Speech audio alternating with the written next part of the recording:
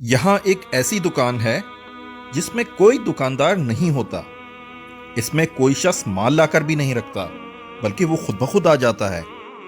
اس دکان کی کوئی حفاظت بھی نہیں کرتا، لیکن یہ ہر قسم کی چوری اور ڈاکے سے محفوظ رہتی ہے۔ یہی نہیں بلکہ اس دکان پر بکنے والی اشیاء جس فیکٹری میں تیار ہوتی ہیں، اس میں بھی کوئی کام کرنے والا نہیں ہے۔ خود ہی ساری مشینیں چل رہی ہیں اور طرح طرح کی چیزیں ان میں سے نکل رہی ہیں۔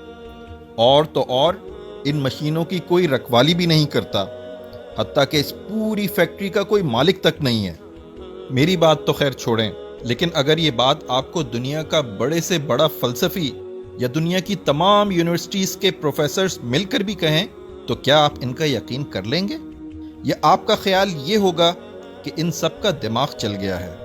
اگر ایک چھوٹی سی دکان اور کسی فیکٹری کے متعلق آپ کا یہ خیال ہے، تو یہ زمین و آسمان کی صورت میں اتنی زبردست فیکٹری جو آپ کے سامنے چل رہی ہے، جس میں یہ سورج اور چاند جو ایک نظام کے تحت چل رہے ہیں، جس میں سمندر سے بھاپیں اٹھتی ہیں، بھاپوں سے بادل بنتے ہیں، بادل کو ہوائیں اڑا کر زمین کے کونے کونے میں پھیلاتی ہیں، پھر ان کو ٹھنڈک پہنچا کر دوبارہ بھاپ سے پانی بنایا جاتا ہے، پھر وہ پانی بارش کے قطروں کی صورت میں گرایا جاتا ہے، پھر اس بارش کی بدولت مردہ زمین میں طرح طرح کے لہلہاتے ہوئے درخت نکالے جاتے ہیں، قسم قسم کے غلے، رنگ برنگ کے پھل پیدا کیے جاتے ہیں۔ اس فیکٹری کے متعلق آپ کیسے مان سکتے ہیں کہ یہ سب کچھ کسی بنانے والے کے بغیر خود ہی بن گیا ہے اور کسی چلانے والے کے بغیر خود ہی چل رہا ہے؟ آدمی کا جسم جن اجزاء سے بنا ہے، ان میں آئرن، کیلشیم، پوٹیشیم، فاسفورس اور اس طرح کی کئی اور چیزیں ہیں۔ یہ چیزیں جس پروپورشن میں ہمارے جسم میں موجود ہوتی ہیں، اتنی ہی مقدار میں ان چیزوں کو جمع کر لیں اور جس طرح جی چاہے انہیں ملا لیں، آدمی کسی ترکیب سے نہ بنے گا۔ پھر یہ کیسے مانا جا سکتا ہے کہ ان بے جان چیزوں سے مل کر دیکھتا، بولتا، سنتا، چلتا پھرتا انسان بغیر کسی بنانے والے کے بن گیا؟ ماں کے پیٹ کی ایک چھوٹی سی فیکٹری میں کس طرح یہ انسان تیار ہوتا ہے؟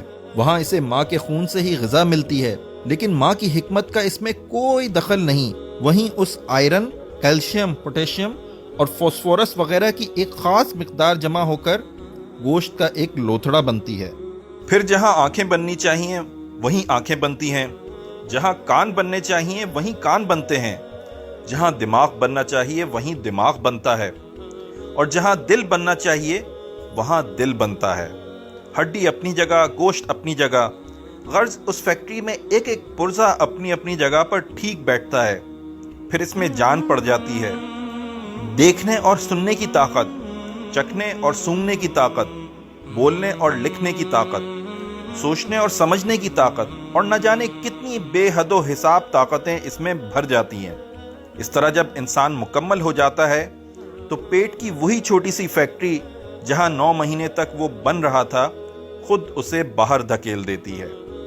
اس فیکٹری سے ایک ہی طریقے پر لاکھوں انسان روز بن کر نکل رہے ہیں، مگر ہر ایک کا نمونہ جدا ہے، شکل اور رنگ جدا، آواز، قوتیں اور قابلیتیں جدا، طبیعتیں اور خیالات جدا، اخلاق اور صفات جدا۔ یہ ایک ایسا کرشمہ ہے جسے دیکھ کر عقل دنگ رہ جاتی ہے۔ اس کرشمے کو دیکھ کر جو شخص بھی کہتا ہے کہ یہ کام کسی زبردست حکمت، زبردست قدرت، زبردست علم اور بے نظیر کمالات والے اللہ کے بغیر ہو رہا ہے یا ہو سکتا ہے، یقیناً اس کا دماغ درست نہیں۔ اس کو عقل مند سمجھنا عقل کی توہین